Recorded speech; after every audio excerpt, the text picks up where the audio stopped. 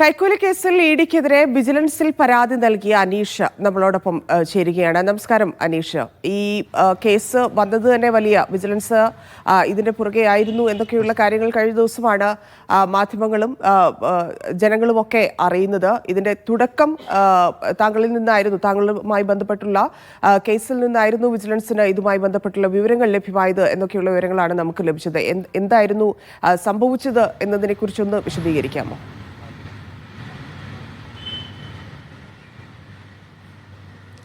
അതായത് 2024 അവസാനം ഡിസംബറിലാണ് നമുക്ക് വീണ്ടും 3 വർഷം ഗ്യാപ്പിന് ശേഷം വീണ്ടും ഇഡിയുടെ ഒരു സമൻസ് നമുക്ക് വരുന്നത്. അതിന് 3 വർഷം മുമ്പ് ഒരു സമൻസ് വന്നിരുന്നു. ആ സമൻസ് വന്നപ്പോൾ നമ്മുടെ കൊല്ലത്തുള്ള അഡ്വക്കേറ്റ് രാഹുൽ എന്ന് പറഞ്ഞ അഡ്വക്കേറ്റ് അതിന് പോസ്റ്റൽ വഴി നമ്മൾ റിപ്ലൈ കൊടുത്തിട്ടുണ്ടായിരുന്നു. ഇതുപോലെ അവർ ചോദിച്ച ഡോക്യുമെൻറ്റ്സ് ഒന്നും നമ്മുടെ കയ്യിൽ ഇപ്പോൾ സബ്മിറ്റ് ചെയ്യാനായിട്ടില്ല എന്ന് പറഞ്ഞാൽ അത് വെളിരാജ്യത്തെ ടാൻസാനിയയിലുള്ള എൻ്റെ കമ്പനിയുടെ ഡോക്യുമെൻ്റാണ് അവർ ചോദിച്ചത്. അപ്പോൾ ആ ഡോക്യുമെൻ്റ് കൊടുക്കാനായിട്ട് അപ്പോൾ പ്രാക്ടിക്കലി ആയാലും ഒരു രീതിയിലും കൊടുക്കാൻ പറ്റുന്ന ഒരു സാഹചര്യമല്ല. അപ്പോൾ ആ കമ്പനി ഇപ്പോൾ ഇല്ല. 8 വർഷം മുമ്പ് നടന്ന ട്രാൻസാക്ഷനും കാര്യങ്ങളുമാണ്. അപ്പോൾ അതിൻ്റെ കശുവണ്ടി ബിസിനസ്സുമായിട്ട് ബന്ധപ്പെട്ട് ആ സമയത്ത് എനിക്ക് കുറച്ച് പ്രശ്നങ്ങളുണ്ടായിരുന്നു.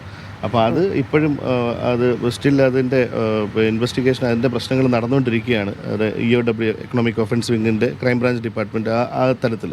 അപ്പോൾ അതിപ്പോൾ അവരുമായിട്ട് ആ രീതിയിൽ നിൽക്കുന്നതുകൊണ്ട് എനിക്ക് ഒരു കാരണവശാലും അത് പ്രൊഡ്യൂസ് ചെയ്യാൻ പറ്റില്ല എന്ന് അവരോട് ആ സമയത്ത് നമ്മൾ പോസ്റ്റൽ വഴി റിപ്ലൈ കൊടുത്തതിന് ശേഷം 3 വർഷത്തിന് ശേഷമാണ് 2024 ഇപ്പോൾ ലാസ്റ്റ് നമുക്ക് സമൻസ് വരുന്നത്.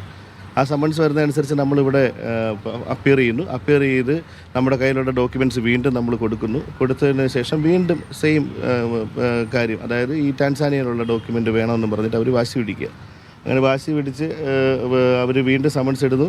ആ സമൻസ് ഇട്ട ഡേറ്റിൽ നമ്മൾ അവിടെ ചെല്ലുന്ന സമയത്ത് വീണ്ടും എന്നെ അവിടെ വിളിച്ച ഒരു ഓഫീസർ, ഒരു മലയാളി ഓഫീസർ എന്നെ അവിടെ നല്ലതുപോലെ ഹറാസ് ചെയ്തിട്ട് പിന്നെ എന്നെ കമ്പൽ ചെയ്യാണ് എത്രയും പെട്ടെന്ന് ഡോക്യുമെൻ്റ് കൊടുക്കണമെന്ന് പറഞ്ഞിട്ട് എന്നെ കമ്പൽ ചെയ്യുന്നു.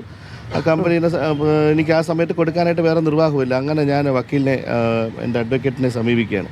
ഇവിടെ അഡ്വക്കേറ്റ് ലിജു സ്റ്റീഫൻ എന്ന് പറഞ്ഞിട്ട് ഇവിടെ ഹൈക്കോടതിയിലുള്ള അഡ്വക്കേറ്റിനെ സമീപിച്ച് നമ്മൾ അതിനുള്ള ബെയിൽ ആപ്ലിക്കേഷനുള്ള അതിൻ്റെ കാര്യങ്ങളൊക്കെ മൂവ് ചെയ്യുന്നു.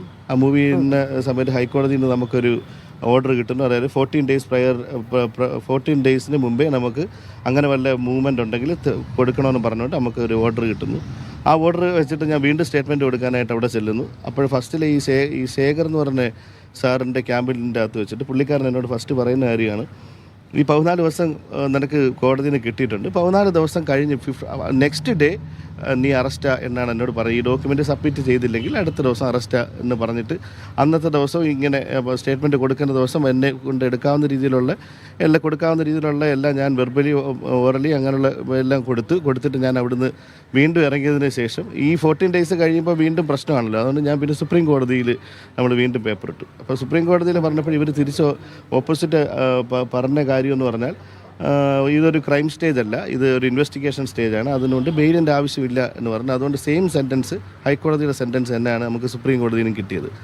അങ്ങനെ ഇരിക്കുമ്പോഴാണ് നമ്മളെ ഈ വിൽസൺ എന്ന് പറഞ്ഞ ആൾ നമ്മളെ കോൺടാക്ട് ചെയ്ത് ഇന്ന സമയത്ത് ഇത് വരുമെന്ന് ഈ പറഞ്ഞ കാര്യങ്ങളൊക്കെ 14th സമൻസ് വരുമെന്ന് പറഞ്ഞ് കൃത്യമായിട്ട് 14th സമൻസ് വന്നു.